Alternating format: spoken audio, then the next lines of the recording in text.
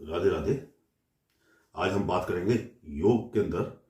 हमको बताया जाता है कि योग से बहुत लाभ है, लेकिन अगर हम अर्ध जानकारी से अगर हम योग करते हैं तो अगर योग को सही तरीके से नहीं करते हैं तो हमारे शरीर को उससे बहुत अत्यधिक हानि भी होती है, जिससे कि हमें बहुत ज़्यादा परेशानियों का सामना करना पड़ता है। तो आप इसे जानें, योग के अंदर हमको श्वास, गति और घर्षण पे नियंत्रण होना चाहिए और इसको सही तरीके से करना चाहिए और ये जानना चाहिए कि किस प्रकार की योग क्रिया किसको करना चाहिए। तो आप देखें, आयु भी मनुष्य की बालपन, युवावस्था और वृद्धावस्था, 3 आयु होती है। अगर हम योग की क्रियाओं को अपने आयु वर्ग के हिसाब से नहीं करते हैं तो हमारे शरीर को उसका हानि उठानी पड़ती है। और कुछ योग क्रिया ऐसी हैं जिसको हमें उसके बारे में विशेष जानकारी होना चाहिए। जैसे शीर्षासन है। शीर्षासन, अगर आपको हार्ट की प्रॉब्लम है, बीपी आपका ज़्यादा है, आपको ब्लड शुगर ज़्यादा है, आपके मस्तिष्क के अंदर कुछ दोष है, तो आपको शीर्षासन नहीं करना चाहिए। उससे फायदे के बजाय हानि का सामना करना पड़ेगा। कपालभाति, अगर आपने सही तरीके से नहीं किया और श्वसन क्रिया आपकी जो है आपका नियंत्रण नहीं है तो उससे आपके हड्डी के अंदर इतना विकार पैदा हो जाता है जो विश्व का कोई भी डॉक्टर उस पेन को ठीक नहीं कर पाता है। ऐसे ही आपकी श्वसन क्रिया के अंदर, योग के अंदर आपका नियंत्रण और उसका तरीके से होना चाहिए, तो जिससे कि आपके शरीर को किसी प्रकार से हानि न पहुंचे।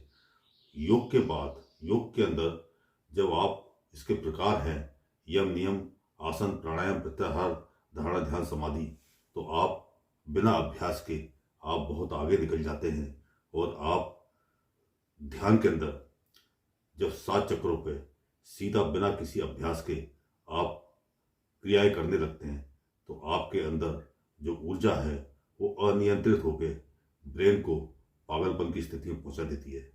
तो ये सब क्रियाएं जो हम करते हैं इसको हमें विशेष जानकारी और अगर गुरु के निर्देशन में किया जाए तो ज़्यादा अच्छा होता है। तो आप इसको ध्यान दें। योग इतना महान है कि इसके अंदर पुराने समय में भी जापान के अंदर जुजुत्सु क्रिया, जिसमें एक साधारण सा दिखने वाला पुरुष अपने से कई गुना बलशाली पुरुष को धराशायी कर देता था। और जैन मत के अंदर अगर आप देखें तो योग क्रिया का बहुत ही विशेष प्रयोग है, जिसके द्वारा वह इतनी शारीरिक बल को प्राप्त करते हैं कि जिससे कि उनके अंदर मौसम का और किसी प्रकार से प्रकृति का कोई प्रभाव नहीं पड़ता उनके ऊपर।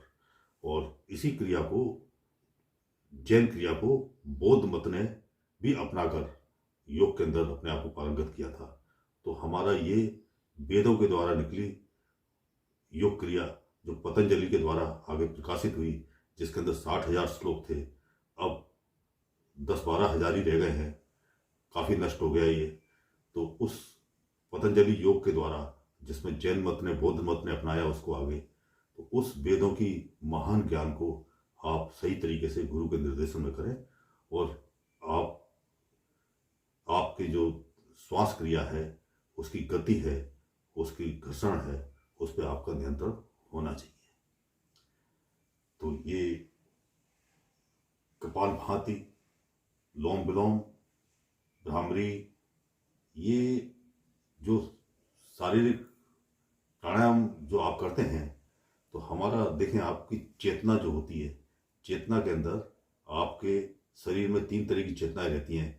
एक सचेतन होता है और एक अर्धचेतन होता है और एक अचेतन होता है। ये 3 अवस्था हमारे शरीर के अंदर चेतना की रहती है और चेतना ही से शरीर का संचालन होता है। और जब चेतना बाहर हो जाती है तो शरीर मृत हो जाता है। तो सचेतन में हम काम करते हैं, जो भी काम करते हैं, व्यापार करते हैं, फैक्ट्री में जॉब करते हैं या कहीं भी जॉब करते हैं, सचेतन मन अगर हमारा ठीक है तो हम जो है अपने कार्य क्षेत्र में सफल होते हैं।